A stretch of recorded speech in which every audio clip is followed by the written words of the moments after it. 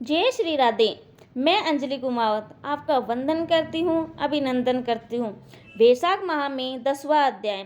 श्री शिवजी महाराज ने ब्रह्मचर्य व्रत धारण कर लिया। गंगा तट पर एक वृक्ष के नीचे तप करने लगे। दक्ष की पुत्री पतिव्रता सती ने राजा हिमालय के घर मेनका के गर्भ से पार्वती के रूप में जन्म लिया तथा वहीं पर उनका पालन पोषण होने लगा। इसी समय तारकासुर नाम का एक राक्षस उत्पन्न हुआ, जिसने महाताप करके ब्रह्मा जी से यह वरदान पा लिया कि वह देवता, राक्षस, नाग और मनुष्य किसी से नहीं मरेगा, परंतु रुद्र भगवान के पुत्र से उनकी मृत्यु होगी। राक्षस ने सोचा, जब शिवजी की स्त्री नहीं है तो वह पुत्र कहाँ से होगा, तो फिर मृत्यु कैसे हो सकेगी। तो उसने इस वर को स्वीकार कर लिया। ब्रह्मा जी ने बोला, तथास्तु, ऐसा वर आकर तारकासुर ने सबको दुख देना प्रारंभ कर दिया। देवताओं को अपना दास बना लिया और देवगणों को दासी। इस प्रकार जब देवता अत्यंत दुखी हो गए तो वे ब्रह्मा जी के पास पहुँचे। ब्रह्मा जी ने उनके दुख को सुनकर कहा कि वर देते समय में हमने उस राक्षस को कहा था कि उसकी मृत्यु शिव के पुत्र के हाथ से है, अतः सिवाय रुद्र के पुत्र उसकी मृत्यु और उस किसी उपाय से ना होगी। शिवजी की स्त्री सती ने दक्ष के यज्ञ में अपने प्राण त्याग दिए थे। अब उसने पार्वती के रूप में हिमालय के घर जन्म लिया है, परंतु रुद्र भगवान हिमालय के शिखर पर घोर तप कर रहे हैं। सो ऐसा उपाय करना चाहिए जिससे रुद्र के पार्वती के साथ प्राणी ग्रहण हो जाए। तब सब देवताओं ने रुद्र सहित अमरावतीपुरी में जाकर गुरु बृहस्पति जी से सलाह ली और फिर इंद्र ने अपने कार्य की सिद्धि के लिए नारद तथा कामदेव को बुलाया और उससे कहा कि वह हिमालय के घर जाकर उनको समझाए कि पहले जन्म में दक्ष की पुत्री श्री शिवजी की पत्नी अब पार्वती के रूप में तुम्हारी पुत्री हुई है।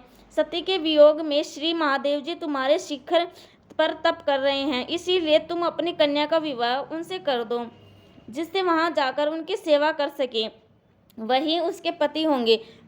इंद्र की आज्ञा पाकर नारद जी को जैसा समझाया था वैसा ही करने के लिए चले गए और फिर इंद्र ने कामदेव को बुलाया कि सब देवताओं के हित के लिए तुम बसंत ऋतु के सहित तपोवन में जहाँ रुद्र तपस्या कर रहे हैं जाओ और वहाँ पर बसंत का विस्तार करो, और जब पार्वती जी वहाँ पहुँच जाए तब धनुष चढ़ाकर ऐसा बाण मारो कि शिवजी मोहित हो जाएं। उनका संगम होने पर सब कार्य अवश्य पूरे हो जाएंगे।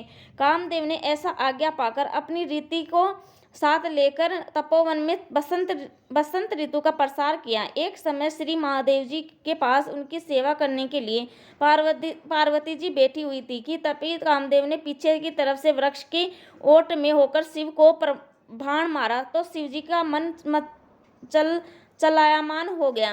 कामदेव दूसरा बाण चलाने ही वाले थे कि शिव को यह विचार उत्पन्न हुआ कि उनके मन का चंचल होने का क्या कारण है, और जब उन्होंने चारों तरफ देखा तो कामदेव दिखाई दिया। क्रोध से अपने मस्तक से तीसरी नेत्र खोला तो उसमें से एक ऐसी अग्नि उत्पन्न हुई जिससे सारा संसार भयभीत हो गया, और उस अग्नि से धनुष सहित कामदेव भस्म हो गया। बसंत और रीति भी भयभीत होकर भाग गए और पार्वती जी भी एक और डरकर दूर जाकर खड़ी हुई।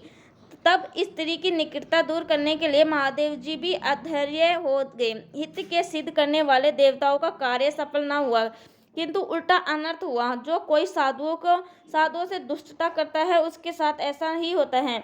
इसी प्रकार वह इक्ष्वाकु वंश का राजा भी साधुओं को अप्रिय था, क्योंकि वह भली भांति साधुओं की सेवा नहीं किया करता था। इसीलिए उसने महान दुख भोगे और बुरी से बुरी योनि में जन्म लिया और 7 जन्म तक कुत्ते की योनि में रहा। इसी प्रकार कामदेव ने शिवजी का अप्रिय करने से दुख उठाया। 10वां अध्याय समाप्त। जय श्री राधे। वीडियो पसंद आए तो लाइक, सब्सक्राइब एंड कमेंट जरूर कर देना। राधे राधे। Thank you. धन्यवाद।